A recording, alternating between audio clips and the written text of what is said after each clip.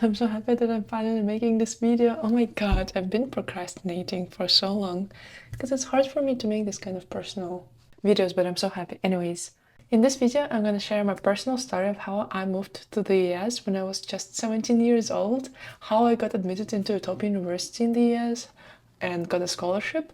And at the end of the video, I'm gonna share a few tips and advice that helped me in my journey. So if you're going through a similar process, I hope this video is going to be useful for you. And let's get started. So for those who don't know me, my name is Katya and I'm 22 years old. I was born in Yekaterinburg, Russia, and I moved to the US when I was 17 years old to start college. I went to Princeton and I did my degree, my bachelor's degree in mathematics. And right now I'm a PhD student at Harvard. I'm doing applied math and I'm focusing on geometric machine learning. That's a little bit about me. And now let me tell you about how I got to this point in my life. So as I said, I grew up in central Russia. And when I was growing up, I was interested in many things. I did volleyball, I went to music school, I played and still am playing domra, which is a Slavic instrument. Then I became interested in physics and eventually mathematics.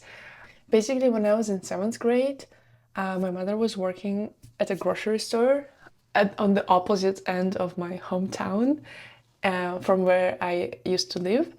And at some point, there was a customer in the grocery store who came and she talked to my mom and then they became friends eventually. And her daughter went to this really nice high school, which was like the best high school in my region, which I didn't know about at that time. So then my mom came home and she told me about this high school, which attracted the most talented students from all over Russia. It was a boarding school. I was like, okay, let me take a look. And so I went to the website of that school, and one thing that immediately caught my attention was that you didn't have to wear a uniform in the high school, which was like a huge exception compared to all of the other, typical Russian schools. This was like really unusual. And when I was in middle school, I really liked to dress up and I liked to be like very colorful. I would wear a lot of different outfits that looked like, a rainbow or something, like really, really colorful. But my teachers didn't really like it. I was like, okay, this high school looks very interesting and I don't want to wear a uniform, so I want to go to the high school. Because the high school was really competitive. It had entrance exams. So basically, after 1 month after I learned about that this high school exists, I had to take entrance exams. And so basically I didn't have time to prepare. I didn't know anything at the time. And basically I did not pass the entrance exams. I scored 3 out of 10 on my math exam. Then I came to my math teacher at my, previous school. Basically, she couldn't even solve the problems from the exam herself. So that's kind of the environment that I was in. So it wasn't really academically rigorous. It was a very typical public school, which was next to my home where I lived. After that, I was determined that I'm gonna get accepted into the school next year. And so basically I spent the whole year studying non-stop for these entrance exams. I would study every day. I had a really, really strict schedule. And I was a perfect student. I was so focused. And so that school, that high school, they offered a year-long course where you come to the school and they basically help you prepare for the entrance exams. And so I did this program. Basically, twice a week, I would have to go to that school, which was on the other end of my hometown. So I would have to take a bus, which would take 1.5 hours each way. I remember how I was I would have my classes, regular classes, end at 1 p.m. or something. I would run home and I would have lunch that I had to eat in 5 minutes. So I was just eating on the go, and then I would have to run to the bus station to go to the high school to get to my prep classes. it was a really intense schedule.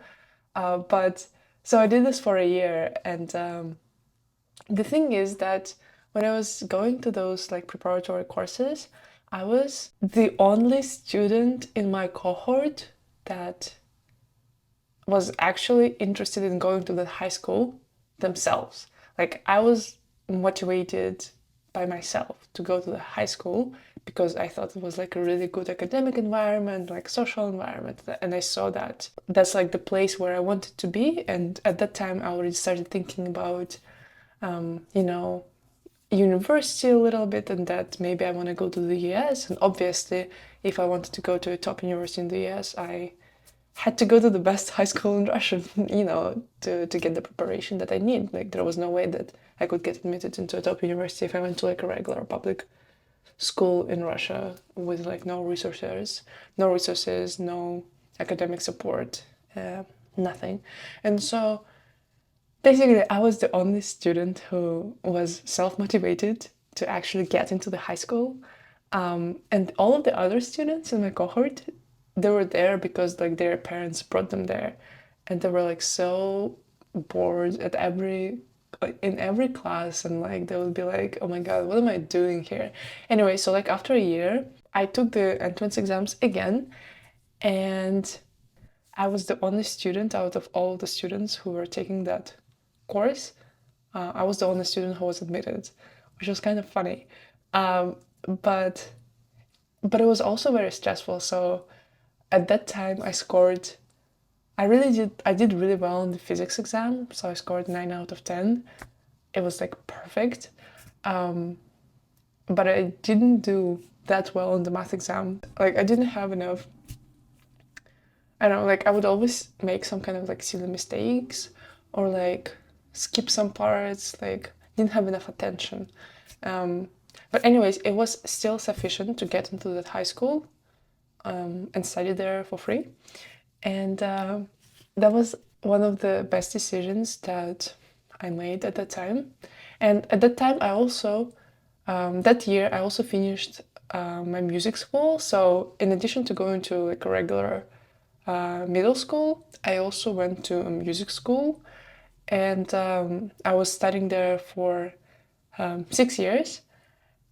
Usually people study in the music school for 7 years, but basically when I decided that I want to get into that high school and I knew that I would need to study a lot, I went to my music school's director, and I talked to her, and I explained my situation and stuff, and I convinced her that I want to graduate in 6 years. And basically, I was like one of the best like students in the music school in terms of like my performance in music competitions. I performed in a lot of different venues and competitions, and I won a lot of awards.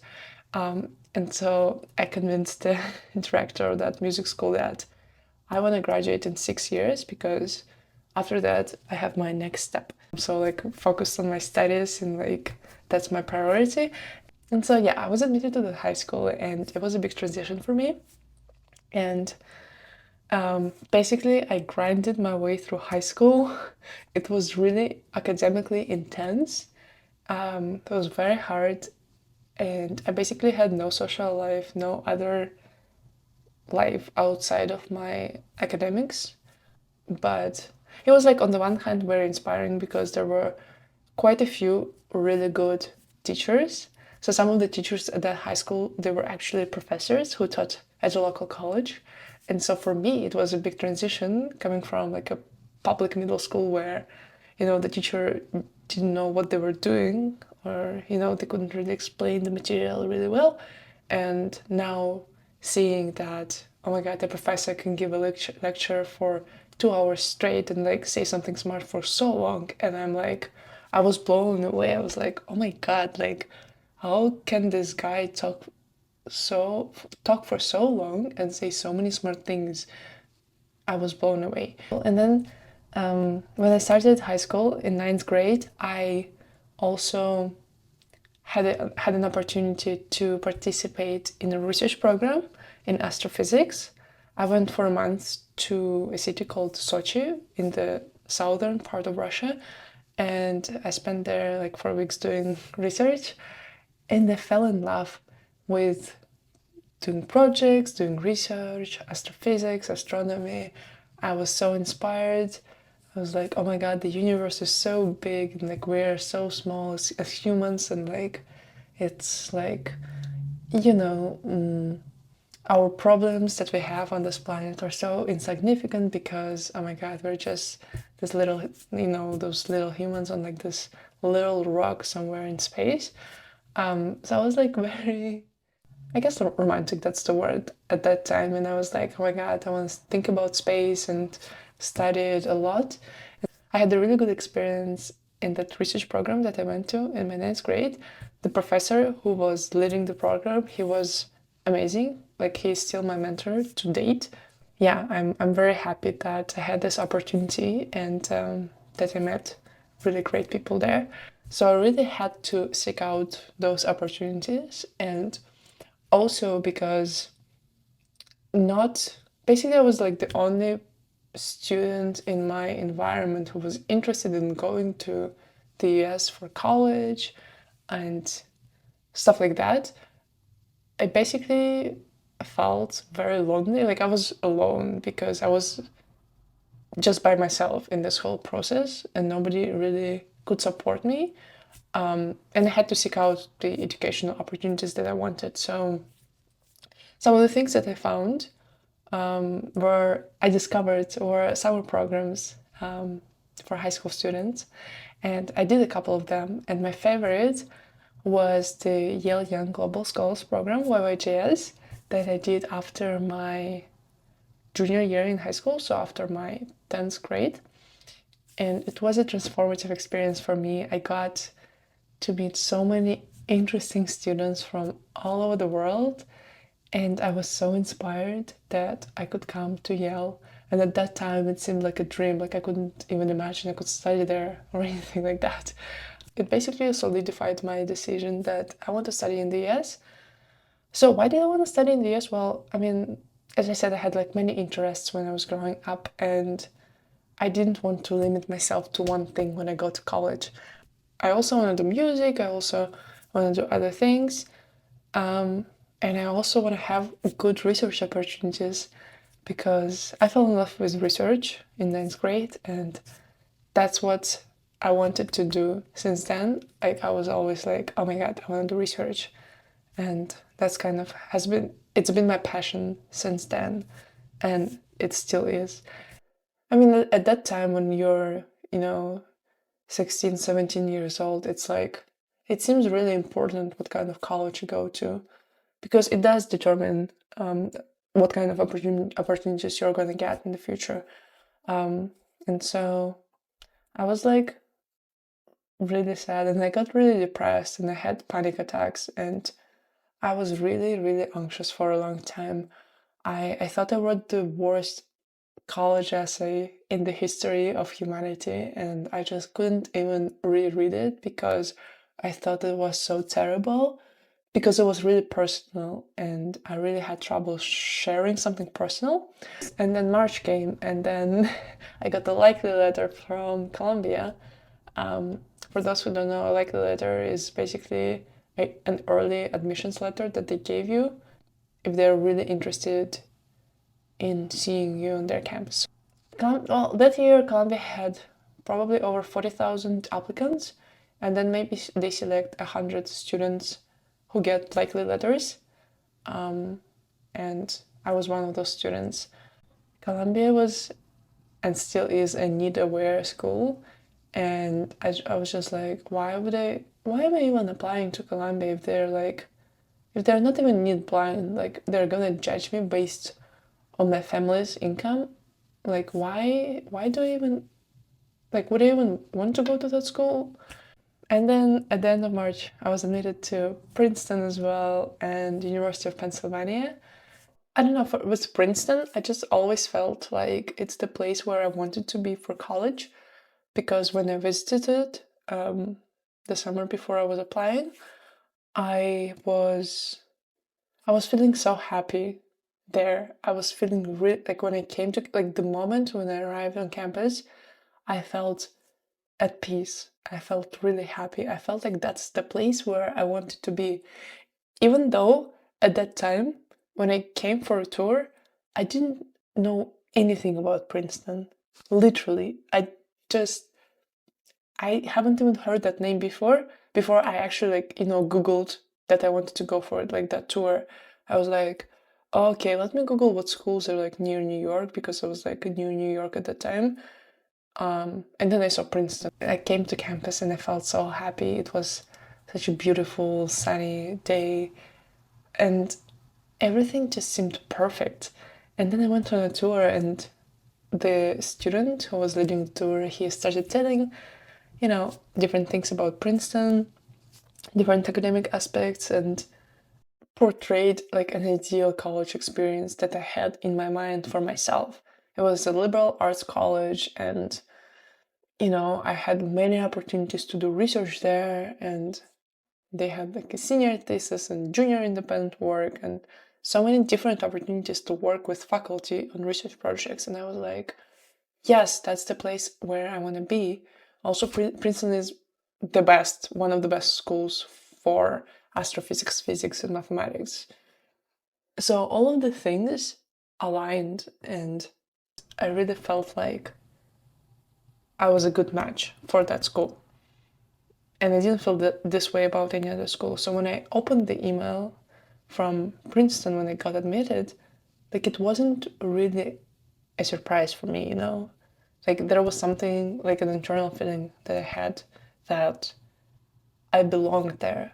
So I moved by myself. I moved alone. It was August 28th.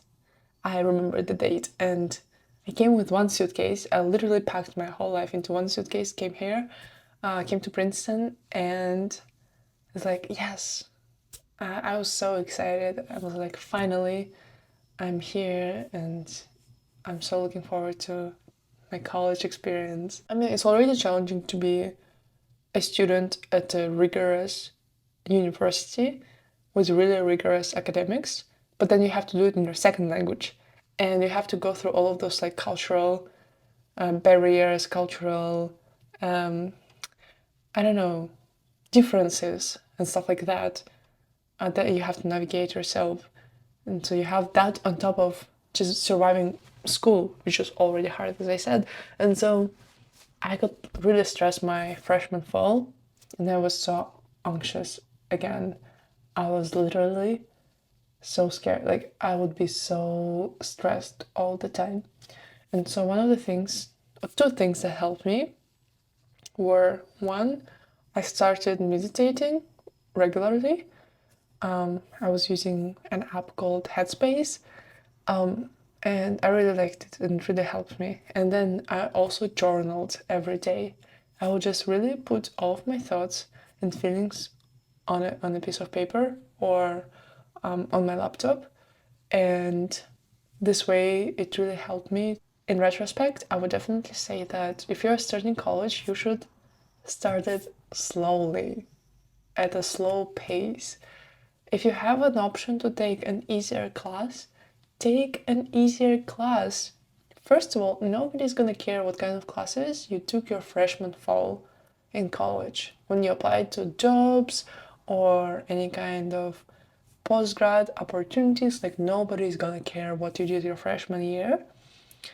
But the upside of taking an easier class, or just a slower approach to your life during your freshman year, is that you maintain your mental health, you preserve your mental health, and that's the priority that you should have as a student, because your mental health is gonna suffer in college at some point, sooner or later.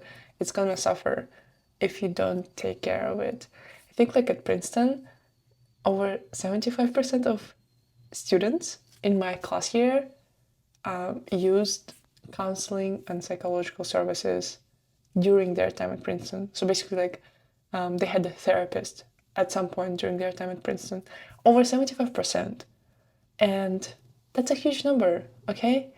So if you feel stressed or anxious, or you're just not doing well, First of all, it's very common and it's very normal. And second of all, you should seek out help. So, one of the things that was challenging for me and that I learned in college is that I should really seek out help when I need it. I should ask for help, whether it is academic help or any other kind of help. Because there are people in college whose job is to help you get through college and, graduate. So take advantage of those opportunities and don't just be doing stuff by yourself. Like, if you need something, ask for it. Don't just try to navigate everything independently. Looking back, it was so funny that, I had no idea what to expect from college, from the US. I was so excited about this experience, but then so many like world events happened that completely changed everything. And I had events that I had to navigate an 18, 19, whatever, 20-year-old girl. Starting from the pandemic, like, you know, I was 18 years old, pandemic happens, and then Princeton tells every international students, they have to go home. And I was like, no, like, I don't have the option of going home. Like, it's just like not on the plate. And then I was like very stressful that I needed to find housing to like convince Princeton that like I'm actually like not able to go home financially and for other reasons. And since that moment, like my whole college experience was like kind of crappy because something would happen all the time. Like it was pandemic, and then it was horrible during the pandemic because you couldn't interact with anybody, and all of the classes were online, and I don't know, it was just like very sad and very lonely. And I'm not even sure how I survived that time, literally. And I also had some issues with my health. And I was also feeling very sick because I had some health issues. And then I was also working with some very, very toxic people who bullied me for a few years. And that really impacted me, my self-esteem, my self-confidence, my mental health, everything really suffered. And again, like I didn't have a good support system who could help me to deal with those problems that I had. Like looking back at my college experience, I feel like one of the things I had to learn was how to manage stress and how to take care of my health and my mental health. I'll start exercising, I'll start running, I'll start seeing a therapist and all of those things. And I'm happy to say that right now in graduate school, I feel happy. I feel like I know what I'm doing. I feel like I know how to navigate different situations, even though there are some new situations or some bad situations that might happen. I feel like I'm so much stronger now and more confident in myself and can take care of myself and have a support system, really good people around me who can help me if something goes wrong. So that now I feel like I really have a good time in graduate school, and I cannot say the same about college. My goal in college was to survive financially, have food and have something to eat, which sometimes was a problem, to survive academically, because I was taking really hard math and physics classes, and I had to study a lot, and I got good grades at the end in most of those classes, and like it took a lot of effort. And then because I also had my ambition of going to graduate school, I also did a lot of research in college on top of working multiple jobs and taking classes, being a full-time student. And I was really stressed out about having to publish papers and like being prepared to go to grad school. So in all of those cases, my goal was to survive and like get to the next step in my journey.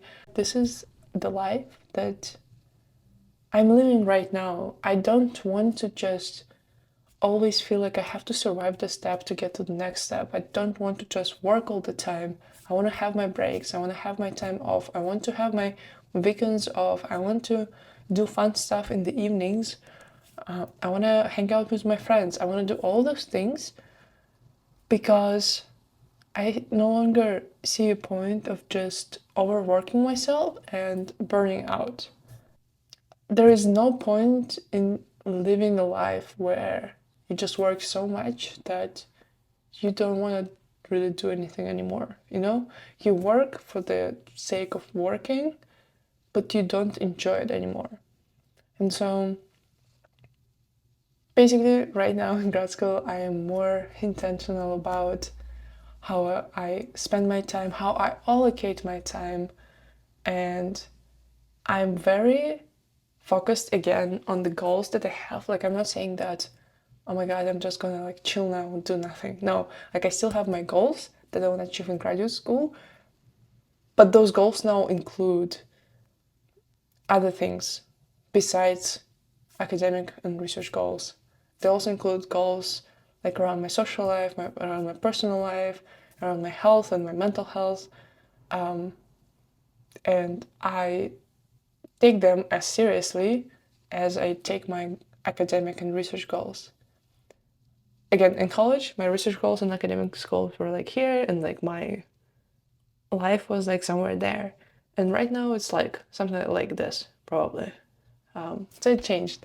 Let me try to summarize some of the things that really helped me get through college, navigate it as an international student, as an immigrant, as a woman in STEM. All of those parts of my identity, played a big role in shaping my college experience and my experience in the US in general. And so, yeah. So, number one, as I already mentioned, journaling and meditation helped me a lot to deal with stress in college. You really need to make it a priority, really an intention to seek out good mentors and good friends and be ready to give also, to be a good friend, to be a good mentee, and if you can mentor somebody else, to mentor other people who can benefit from your experience. I was very lucky throughout my life in terms of how many good mentors I had. That's something that I really admired always, The mentors that I had or that I have now, they're very generous with their time, with their advice, with their energy, and they are happy to support you without expecting anything in return. And I really value those kind of relationships. And regarding making friends, I think it also should be a priority, especially in the world that we live in right now. It's really difficult to make friends because everybody is just on social media or at home, and some people just don't want to socialize, and like you have to put in the effort. Like making friends and building good friendships and good relationships as valuable as other parts of your life. And I think if you invest in good relationships, good friendships, it's gonna pay off a lot throughout your life. Since it is a priority for me now, I really approach differently, how I make friends, how I reach out to people, how I, care about other people and stuff like that. Last point is that when you go through really difficult times or like big transitions in your life or other, challenging situations, it's very difficult to stay focused on what you actually want to achieve, where are you actually going? Like, what are your dreams? What are your goals? Not what everybody else around you is doing or what everybody else thinks of you or thinks what you should do. I think it is important to learn to stay focused and to trust yourself in terms of what you want to do with your life and where you're going. Because nobody can dictate you what you should do. You are the only person who can decide who you want to be, what you want to do with your life, and you should listen to yourself. You should trust yourself. And if you have an intuition for something, if you feel like you want to go in certain direction, or maybe you want to switch fields, or maybe you want to do a major that, your parents think is going to be like really not worthwhile, I think you should go for the things that bring you joy, for the things that you care about. And this should be the top of the priority list in terms of like how you make decisions. Anyways, that's roughly my story. Right now, as I said, I'm in grad school. I'm doing my PhD at Harvard, and I'm really enjoying my time here so far. Living in Boston, living my best life. I really love Boston, and I keep saying this like 1,000 times, but I really love it here. I would also say to myself that I shouldn't stress so much about my future and getting to the next step in my life. I would say that you should invest time into yourself.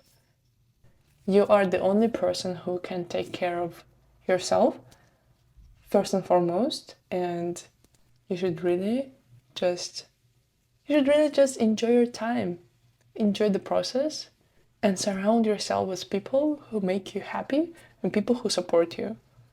That I think is the most important thing. You should strive to be in an environment that uplifts you and inspires you and makes you happy, and makes you grow. You made it. You made it to Harvard and Princeton and many other places, and you worked with a lot of amazing people already, and you're just 22 years old, and there is a lot ahead, and I'm very excited where it's gonna go. Thank you so much for watching this video. I am really happy I made it. It was really hard for me because it's a very personal video, so I would really appreciate if you could share your feedback, your reflections, comments down below, and I'll make sure to respond to everybody. Once again, I hope it was helpful and you took away some important lessons or tips that will hopefully help you in your life. And yeah, thank you so much, and I will see you very soon. Bye.